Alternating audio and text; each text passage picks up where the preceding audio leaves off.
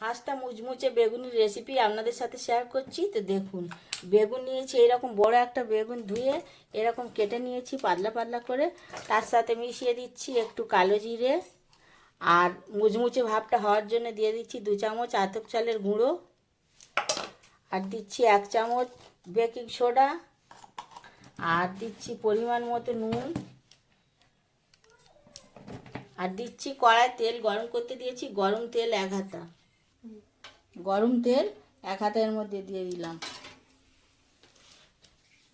এবারে জল একটু একটু করে দিয়ে আস্তে আস্তে করে ব্যাটারটা তৈরি করতে হবে। ব্যাটারটা রেডি হয়ে গেছে, এতে সামান্য 1 ফোঁটা হলুদ দিয়েছি। এবারে ব্যাটারটার মধ্যে এই পাতলা পাতলা করে কেটে রাখা বেগুনগুলো দেব, আর গরম তেলে ভেজে নেব।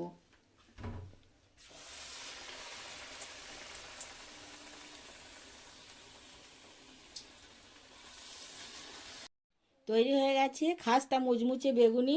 সন্ধ্যেবেলায় চা, মুড়ি আর গরম গরম বেগুনি পরিবেশন করুন।